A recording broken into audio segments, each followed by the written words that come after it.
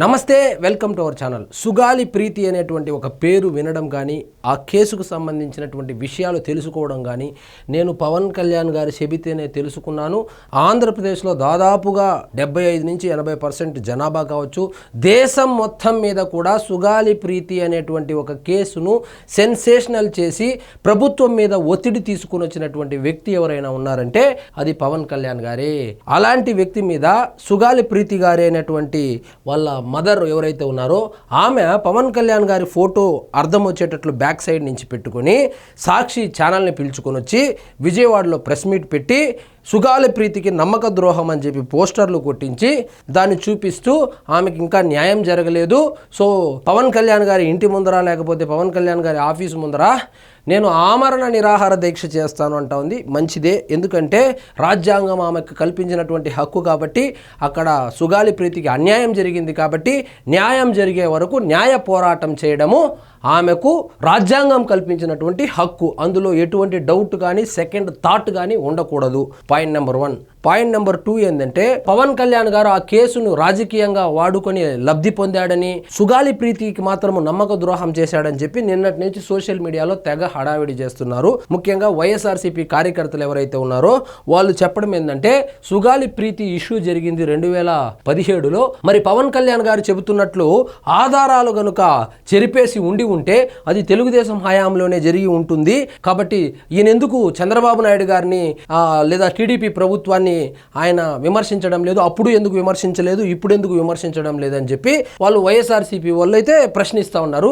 దానికి సమాధానం ఏంటంటే మీరు అనుకుంటా ఉన్నట్లే ఒకవేళ తెలుగుదేశం పార్టీకి సంబంధించినటువంటి నాయకులు కావచ్చు లేదా తెలుగుదేశం పార్టీకి సంబంధించినటువంటి ఎవరైనా కానీ ఆ సాక్ష్యాలను తారుమారు చేసి ఆ కేసును కనుక నీరుగార్చి ఉంటే తరువాత వచ్చింది జగన్మోహన్ రెడ్డి ముఖ్యమంత్రిగా.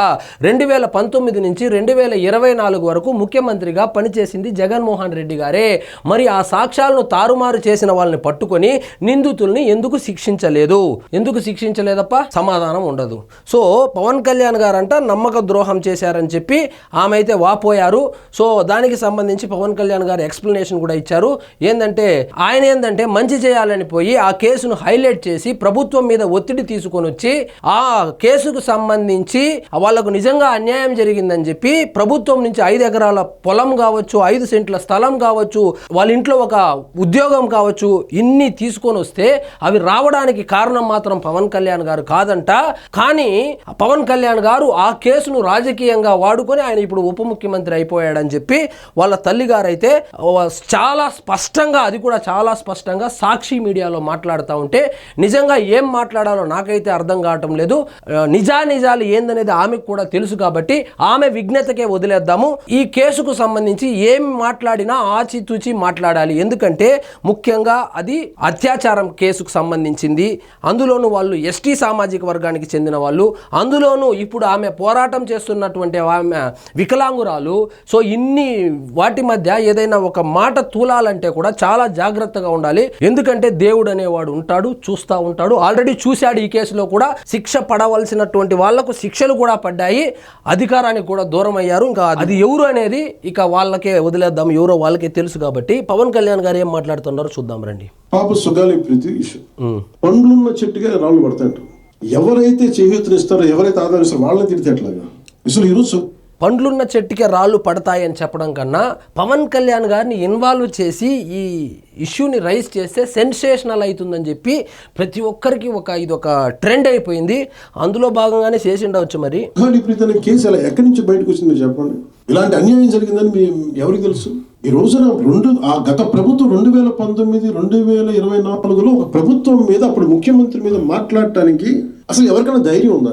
ఈ విషయం మీద వైఎస్ఆర్సీపీకి అమ్ముడు పోయినటువంటి జర్నలిస్టులు ఎవరైతే ఉన్నారో వాళ్ళు చెబుతారు, ఎందుకు మాట్లాడలేదండి, మీరు మాట్లాడలేదా, నారా లోకేష్ గారు మాట్లాడలేదా, చంద్రబాబు నాయుడు గారు మాట్లాడలేదా, అదేవిధంగా రఘురామ కృష్ణంరాజు గారు మాట్లాడలేదా, ఇంకొకరు మాట్లాడలేదా అని చెప్పి వాళ్ళైతే నీతులు చెప్పుకొచ్చారు. రఘురామ కృష్ణంరాజు గారు జగన్మోహన్ రెడ్డి గారికి వ్యతిరేకంగా మాట్లాడిన దానికి ఇంకా చచ్చిపోవడం ఒకటే తక్కువ. అట్లా కొట్టారు. కాళ్ళు కొడితే ఎట్లునిందో పట్ట పట్టలు లేపేశారు. ఇక పవన్ కళ్యాణ్ గారు మాట్లాడిన దానికి ఏం చేశారు, పవన్ కళ్యాణ్ గారిని జస్ట్ మిస్సు ఆ వైజాగ్లో అరెస్ట్ చేయాలని చెప్పి హోటల్లో నిర్బంధించారు. చంద్రబాబు నాయుడు గారు మాట్లాడితే ఏం చేశారు, ఒక మాజీ ముఖ్యమంత్రిని కూడా చూడకుండా 52 రోజులు జైల్లో పెట్టారు. ఆ జర్నలిస్టులు ఎవరైతే ఉన్నారో కొంచెం తెలుసుకొని మాట్లాడితే బాగుంటుంది. జగన్మోహన్ రెడ్డి గారు అధికారంలో ఉన్నప్పుడు కనీసం వాళ్ళ సొంత చెల్లెళ్ళే మాట్లాడేదానికి భయపడతా ఉన్నారు. అలాంటిది ఇతర పార్టీ వాళ్ళ సంగతి సరే సోషల్ మీడియాలో పోస్టులు పెట్టిన వాళ్ళని కూడా అరెస్ట్ చేసినటువంటి చరిత్ర ఉన్నటువంటి వైఎస్ఆర్సీపీ వాళ్ళు వచ్చి ఇప్పుడేమంటున్నారు, అందరూ మాట్లాడారు, పవన్ కళ్యాణ్ కూడా మాట్లాడాడు, పవన్ కళ్యాణ్ గారు అన్నిసార్లు సభలు ఎట్లా పెట్టగలిగాడో ఎంత కష్టపడి మాట్లాడగలిగాడో ఇక ఒక్కసారి మీరు ముఖ్యమంత్రిని వెళ్ళి చూస్తే తెలుస్తుంది. రావడానికి రోడ్ల మీద. అవును, అలాంటి పరిస్థితుల్లో ఓడిపోయి 2 చోట్ల ఓడిపోయి ఉన్న ఒక ఎమ్మెల్యే వాళ్ళ పార్టీకి వెళ్ళిపోతే ఏ మానసిక స్థైర్యం, ఏ ధైర్యం, ఏది ఉంటుంది చెప్పండి ఎవరికైనా. మరి అలాంటి సమయంలో నేను ఒక తల్లి పడ్డ వేదన తీసుకున్నాను. నాకే సరదానా 2 లక్షల మంది జనం మధ్యలో నడుచుకుంటా వెళ్ళి ఆ సమస్యను హైలైట్ చేసి వాళ్ళు సిబిఐకి ఇచ్చారు. సిబిఐకి ఇస్తే మళ్ళీ ఇంటర్నల్ పేపర్ వరకు మనకి ఎలా తెలుస్తుంది? పవన్ కళ్యాణ్ గారు 2 లక్షల మందితో ఆ కర్నూలు నడిబొడ్డున వెళ్ళి వాళ్ళను పరామర్శించి ఆ కేసు మీద ఒత్తిడి తీసుకొని వస్తే తలొగ్గినటువంటి జగన్మోహన్ రెడ్డి గారు ఆ తల్లి ఎవరైతే ఉన్నారో ఆ తల్లిని మభ్యపెట్టడం కోసము మేము కేసును సిబిఐకి ఇస్తా ఉన్నామని చెప్పి 5 ఎకరాల పొలం ఇచ్చి, అదేవిధంగా 5 సెంట్ల స్థలం ఇచ్చి, ఆ ఉద్యోగం ఏదో ఇచ్చి మభ్యపెట్టేటువంటి ప్రయత్నం చేశారు. సిబిఐకి పంపించి వాళ్ళు పేపర్ వర్క్ సరిగ్గా పంపించకుండా పోతే సిబిఐ దగ్గర రిజెక్ట్ అయ్యి ఇది పేపర్ వర్క్ కరెక్ట్గా లేదని చెప్పి ఆమెకే ఢిల్లీలో చెప్పారు. సో వీళ్ళకు నిజంగా చిత్తశుద్ధి ఉంటే, వీళ్ళు అనుకుంటా ఉన్నట్లు టీడీపీ వాళ్ళ ఇన్వాల్వ్మెంటే ఉంటే ఈయన 5 సంవత్సరాలుగా ముఖ్యమంత్రిగా ఉన్నప్పుడు ఏం చేస్తా ఉన్నాడు? నిజంగా వాళ్లకు న్యాయం చేయాలనుకుంటే అదే వీళ్ళ మనుషులకి ఇలాగే ట్రీట్ చేశారా? వివేకానంద రెడ్డి గారి హత్య కేసుకు సంబంధించి సిబిఐ వాళ్ళు అరెస్ట్ చేయడానికి వస్తే అవినాష్ రెడ్డి గారు ఎవరైతే ఉన్నారో ఆయన ఏ విధంగా తప్పించుకున్నాడో మనం అందరం కల్లారా చూసాము. ఆ కేసును డీల్ చేసినటువంటి విధానం ఎలా ఉంది, ఈ కేసును వీళ్ళు డీల్ చేసినటువంటి విధానం ఎలా ఉంది? అదేవిధంగా సాక్ష్యాలను తారుమారు చేశారు. డిఎన్ఏ వీళ్ళు చెబుతున్నటువంటి వాళ్ళ డిఎన్ఏ అక్కడ ఉన్నటువంటి డిఎన్ఏకి మ్యాచ్ కాలేదని చెప్పి పవన్ కళ్యాణ్ గారు చెబితే ఇప్పుడు దానికి ఏమంటా ఉన్నారు, మరి ఇప్పుడు మీరే అధికారంలో ఉన్నారు కదా, మీరు చర్యలు తీసుకోవచ్చు కదా అని చెప్తా ఉన్నారు. చట్టం ఎవరి చుట్టము కాదు. ఎంత అధికారంలో ఉన్నా, ఎంత ఉప ముఖ్యమంత్రి అయినా, ఎంత ముఖ్యమంత్రి అయినా, ఈ ప్రధానమంత్రి అయినా కూడా కోర్టు అనేది ఒకటి ఉంది, లా అనేది ఒకటి ఉంది.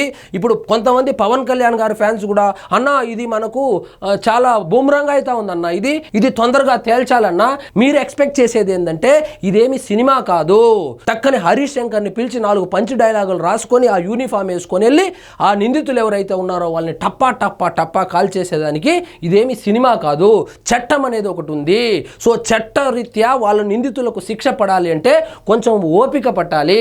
ముందుగా సాక్ష్యాధారాలు ఉండాలి, ఆధారాలు ఉండాలి. ఆ ఆధారాలనే తారుమారు చేశారు. ఇక ఎవరు తారుమారు చేశారు, ఎందుకు తారుమారు చేశారు అనేది ఆ తల్లిగారికే తెలుసు. ఎక్కువ లాగితే ఈ కేసుకు సంబంధించి ఎక్కువ లాగితే నేను పవన్ కళ్యాణ్ గారి మీద ఒత్తిడి తెస్తానని చెప్పి పవన్ కళ్యాణ్ గారు ఇంకొక మాట కూడా చెప్పారు. ఇదే విధంగా జగన్మోహన్ రెడ్డి గారి ఇంటి ముందర గనుక 5 సంవత్సరాల ముందే గనుక నిరాహార దీక్ష చేసి ఉంటే ఈ కేసులో ఖచ్చితంగా న్యాయం జరిగేది, సాక్ష్యాలు కూడా తారుమారు కాకుండా ఉండేది, కేసు కొంచెం ముందుకెళ్లేది. అదేవిధంగా నిజంగా మీరు నిందితులకు శిక్ష పడాలి అంటే మీరు 5 ఎకరాల పొలం తీసుకున్నప్పుడు మాకు పొలం వద్దు, మాకు నిందితులకు శిక్షే పడాలి, మాకు ఉద్యోగం వద్దు, నిందితునికి శిక్షే పడాలి, మాకు ఆ స్థలం వద్దు, మాకు ఆ నిందితులకు శిక్షే పడాలని కనుక గట్టిగా కూర్చొని ఉంటే ఇంతవరకు వచ్చేది కాదు. సో ఏదో హెల్ప్ చేద్దామని వెళ్తే, అందుకే రాజకీయ నాయకులు ఇలాంటి కేసులు వచ్చినప్పుడు ఏం చెప్తారంటే ఒకటే మాట చెప్తారు, చట్టం తన పని తాను చేసుకుని వెళ్తుందమ్మా, మేము చట్టరీత్యా ఖచ్చితంగా శిక్షిస్తామని చెప్తారే కానీ పవన్ కళ్యాణ్ గారు లాగా పర్సనల్గా తీసుకొని వెళ్ళి పరామర్శించి వచ్చి సొంత డబ్బులు ఖర్చు పెట్టుకొని పరామర్శించి వచ్చి 2 లక్షల మందిని వేసుకొని అయితే ఎవరు పోరు. సో ట్రెడిషనల్ రాజకీయ నాయకులు ఏం చెప్తారంటే చట్టం తన పని తాను చేసుకెళ్తుంది అనేటువంటి డైలాగ్ చెప్పి తప్పించుకుంటారు. అది చెప్పలేక ఈయన దగ్గరుండి ఆ కేసుకు సంబంధించి ప్రభుత్వం మీద ఒత్తిడి తీసుకొని వచ్చి ఈ కేసులో ఎట్టి పరిస్థితుల్లోనూ నిందితులకు శిక్ష పడాలని చెప్పి ప్రయత్నం చేసినందుకు ఆయనకు వీళ్ళు ఇస్తున్నటువంటి బహుమతి నమ్మక ద్రోహి. సో ఎవరు నమ్మక ద్రోహం చేశారు, ఎవరికి నమ్మక ద్రోహం చేశారు, ఈ కేసుకు సంబంధించి ఎవరెవరు డబ్బులకు అమ్ముడుపోయారు, ఏ అధికారులను మేనేజ్ చేశారు, మొత్తం విషయాలు తొందరలో బయటకు రాబోతుంది. ఎందుకంటే వైఎస్ఆర్సీపీ వాళ్ళ ట్రాప్ లో పడి ఇప్పుడేదో వచ్చి సుగాలి ప్రీతి గారి కేసును తీసుకొని వచ్చి ఇప్పుడు హైలైట్ చేస్తే, సుగాలి ప్రీతి గారి కేసును ఎప్పుడు హైలైట్ చేసినా వైఎస్ఆర్సీపీకే బొక్క. ఎందుకంటే జనాలకు తెలుసు కాబట్టే కర్నూలులో ఎన్ని సీట్లు గెలిచారు వైఎస్ఆర్సీపీ వాళ్ళు, రాష్ట్రం మొత్తం ఎన్ని సీట్లు గెలిచారు. సో జనాలకు మీరు మభ్యపెట్టవచ్చు గాక, కానీ జనాలకు ఆ కేసుకు సంబంధించినటువంటి విషయాలు మొత్తము చాలా స్పష్టంగా తెలుసు, ఏం జరిగిందో తెలుసు. కాబట్టి ఏదో సోషల్ మీడియాలో ఇష్టం వచ్చినట్లు పోస్టులు పెడుతూ, ముఖ్యంగా కొంతమంది జన సైనికులైతే లేదు ఈ కేసులో న్యాయం జరగవలసిందే, న్యాయం జరగాలంటే వేచి చూడాలి. జగన్మోహన్ రెడ్డి గారి కేసులు ఆల్రెడీ 32 కేసులే ఇక మూలుగుతా ఉంది. బాత్రూంలో సొంత బాబాయిని ఏ విధంగా కిరాతకంగా హత్య చేశారో మనకు అందరికీ తెలుసు. ఆ కేసు కూడా ఇంతవరకు నిందితులకు శిక్ష పడలేదు.